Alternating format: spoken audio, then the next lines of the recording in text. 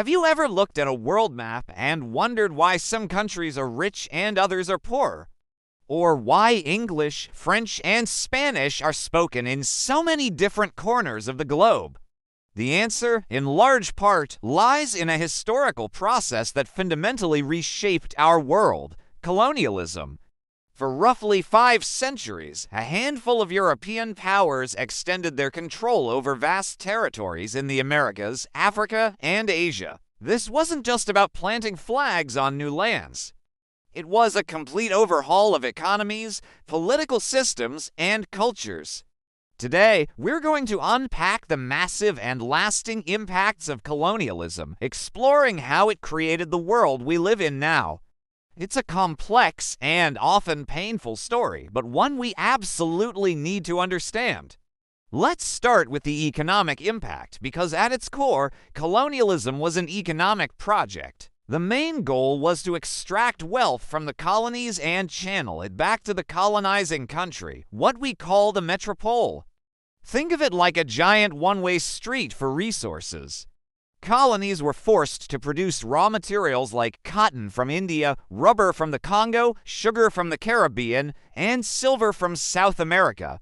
These materials were shipped to Europe, manufactured into finished goods in factories, and then often sold back to the colonies at a much higher price. This system created a massive dependency. Colonial economies were not allowed to develop their own industries. Why would Britain want India to build its own textile mills when it could supply them with textiles made in Manchester? This intentionally suppressed local industrialization and locked colonies into the role of raw material suppliers. This extractive model had devastating consequences.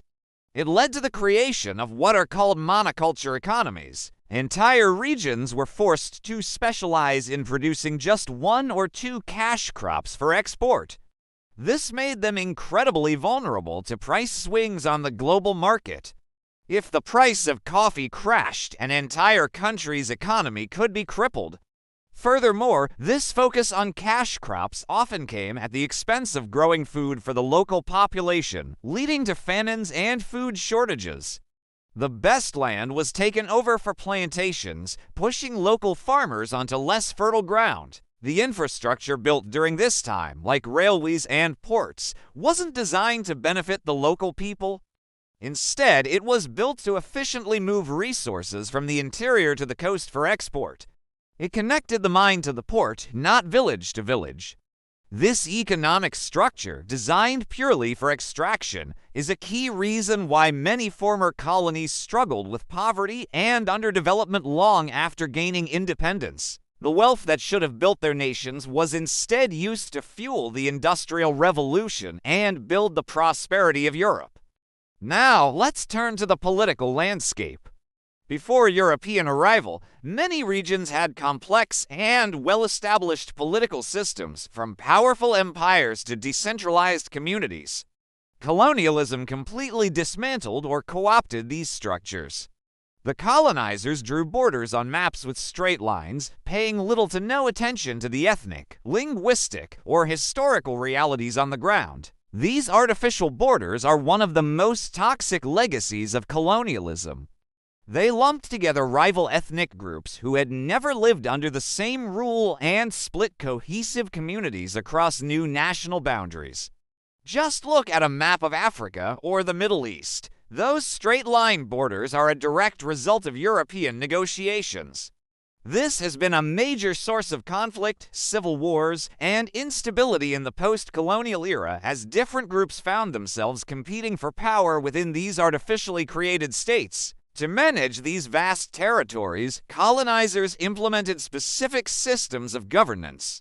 One common strategy was divide and rule. They would identify and favor certain ethnic or religious groups over others, granting them privileges, education, and positions in the local administration.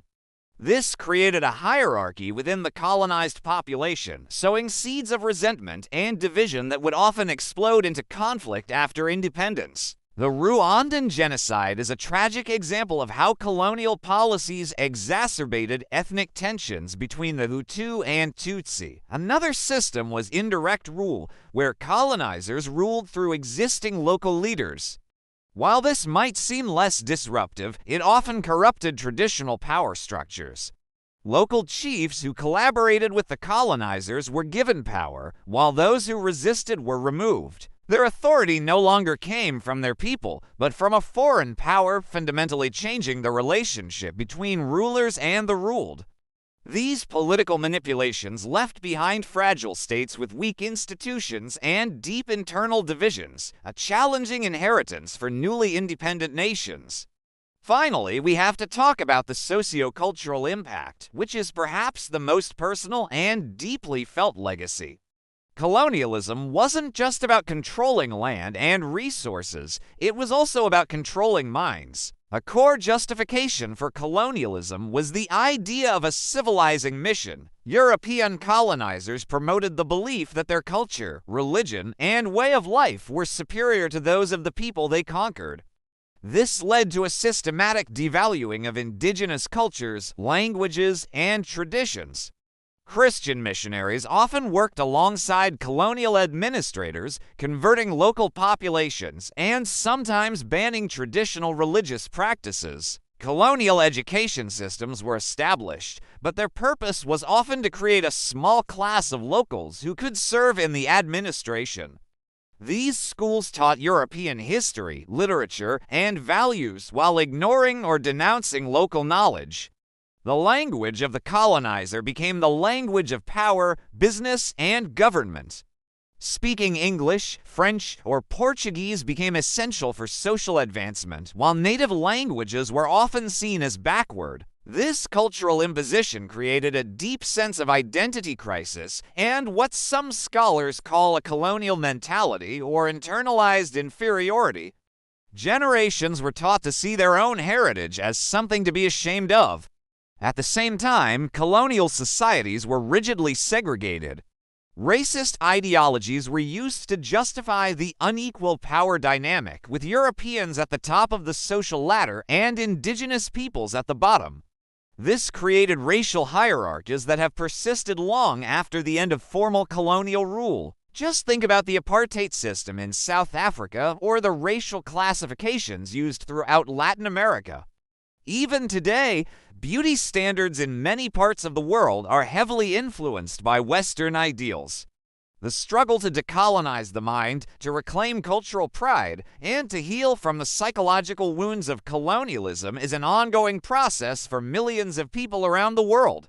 So, when we look at global inequality, political instability, and cultural conflicts today, we can't ignore their deep roots in the colonial era. The economic systems designed for extraction created patterns of wealth and poverty that still define our world. The political borders drawn in European capitals continue to fuel conflicts, and the cultural hierarchies imposed by colonizers still impact identity and social relations. Acknowledging this history isn't about assigning blame or dwelling on the past, it's about understanding the present. It helps us see why global relationships are the way they are, and it's essential for building a more just and equitable future. The story of colonialism is a reminder that history isn't just something in a textbook. It's a living force that continues to shape all of our lives. Thank you so much for joining me on this deep dive into a really important topic. If you found this video insightful, please give it a thumbs up and consider subscribing for more content that explores the stories that define our world. What aspect of this history stood out to you the most? Let me know in the comments below. See you next time.